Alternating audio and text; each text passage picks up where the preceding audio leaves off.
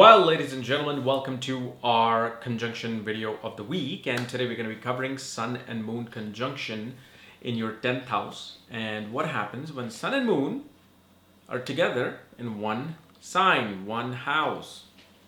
And as always, if you do not know, if you have this particular conjunction, what sign it's in, what nakshatra it's in, all the other astrological details, for that check out the links here. Check out my full astrological report, including my books, consultations, and link to my academy, my Vedic Astrology Academy. We're about to film the last video on there.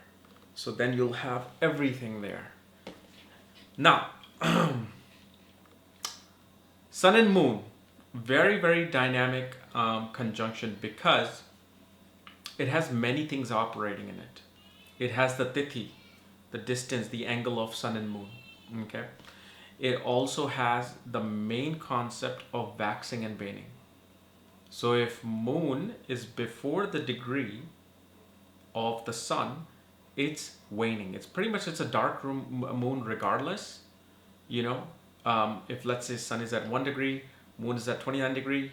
If you look in the sky, you'll see a very light crescent.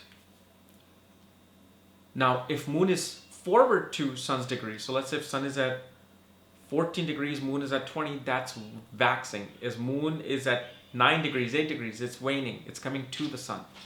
So waxing Moon is very outward, very giving, very much wanting to know.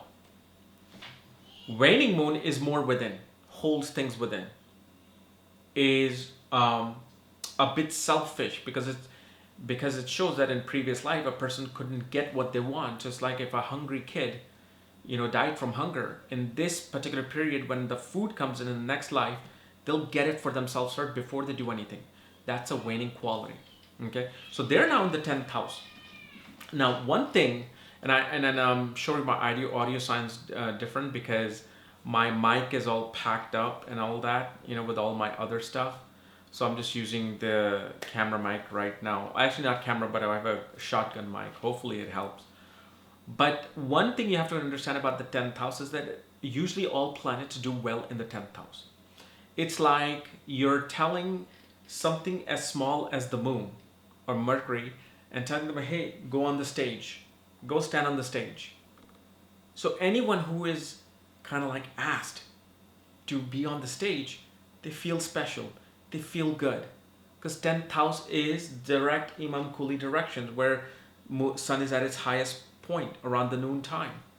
Everybody's like, oh, it's hot. Oh, the Sun is up. So whenever a planet is in the 10th house, it feels like everybody's watching them. They feel great about themselves. They feel good about themselves. They get a little bit of that ego. So that's one thing.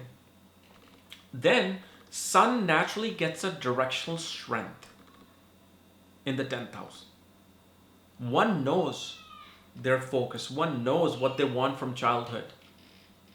If a child says, I want to be an astronaut at the age of 9, by 25, 26, they're in the Air Force. By 29, they're signing up for NASA or SpaceX or some other agency. And they're actually now becoming an astronaut. And so that dynamic is playing. 10th house naturally represents authorities. It represents government. It represents not necessarily your career. It's your obligation to society. You're here to do something for society.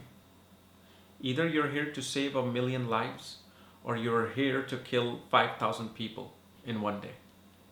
That's your obligation. So it's kind of like your image, like who you become out in the world. So whenever Sun and Moon are together, okay, most of the time a person wants to serve the higher king. Person will be very much into wanting to work for government, wanting to get into politics, wanting to get into the head position in a company, wanting to be a CEO, CFO, wanting to even start their own business. And especially this particular conjunction shows one will always find royal favors from the higher kingship. Meaning, in real life, what does this mean? What does this quote means, royal favors? Let's say, for example, you want a visa. You're in India and you want a US visa. And out of all the people somehow you get the selection, and during the interview process it goes so easily. They're like, okay, I will approve you. So what did you do? What did you get? You got a royal favor from the government of United States to get you your visa. So think like that. There's no like royal favors. You're gonna go to some castle and be in a royal court, and you're gonna find some favor from the king, unless you're in, royal palace in England or Belgium. Um, the other thing we also see is that this person is all about service. For them, whatever like image or career they pick, they want to serve people. If they have a business, they want to serve people. They don't want to be in a business in command where they're sitting on a chair in their office and just having other people work. No, they want to be in the field. They want to work. They want to give their gratitude to the unprivileged. They give a lot of donations.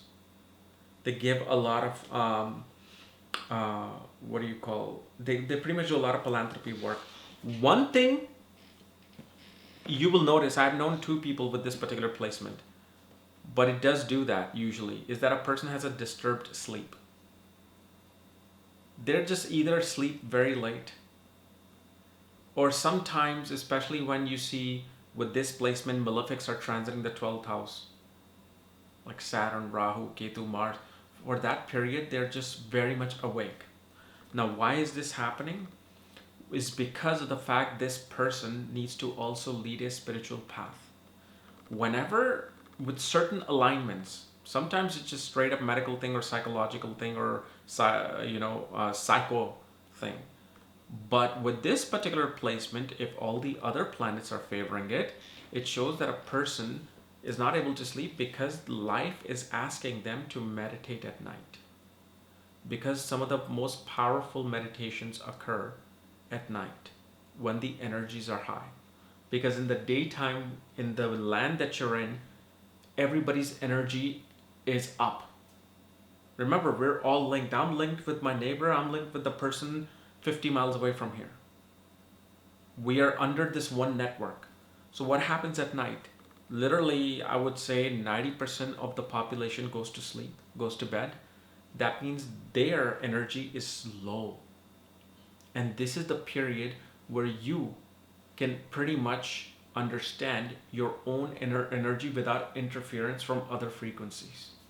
That's the reason why yogis get up at 3:30, 4 a.m. in the morning to meditate. Because everybody's sleeping even at that time. And especially that is known as Brahma Mahurta. 4 o'clock is a Brahma Mahurta. So they want to meditate during the Brahma Mahurta. Because they're trying to know the Brahma, this Brahman, this universe. So the bad thing is actually has a reason behind it. Also, these people can find themselves in a lot of expenses. Over expenses. So if let's say everybody has expenses, I have expenses. But if let's say I have expenses of 5,000 a month, these people could have expenses of 15 to 20,000 a month. So that's what happens. If I have 5, they may have 10. Now the other thing we also see, their home life, they're just not able to somehow balance or deal with the home life.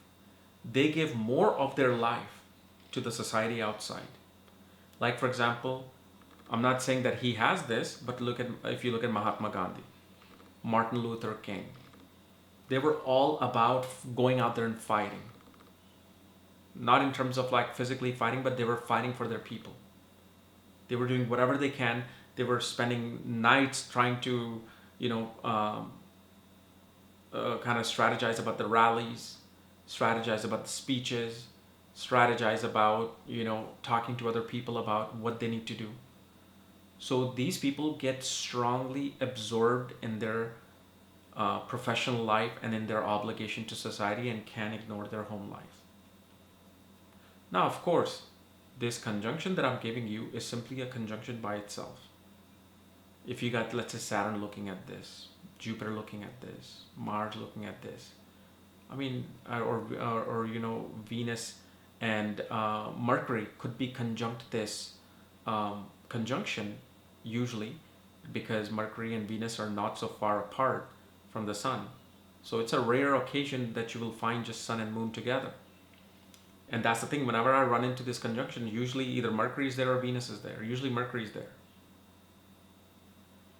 So you got to understand these dynamics, and then that will kind of alter. Is their obligation going to cause them obstacle? Are they going to cause something negative with their obligation to society? Or is this going to be more benefic?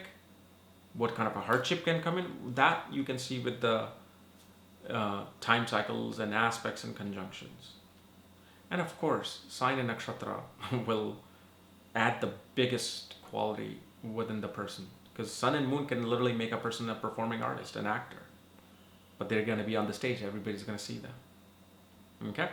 So this was my analysis of sun and moon conjunction. If you're new to my channel, subscribe below if you want to know where your sun and moon are placed. All the other astrological details, check out the links here. Otherwise, I'll see you later because I'm going to be up till 2 a.m. packing. Bye-bye.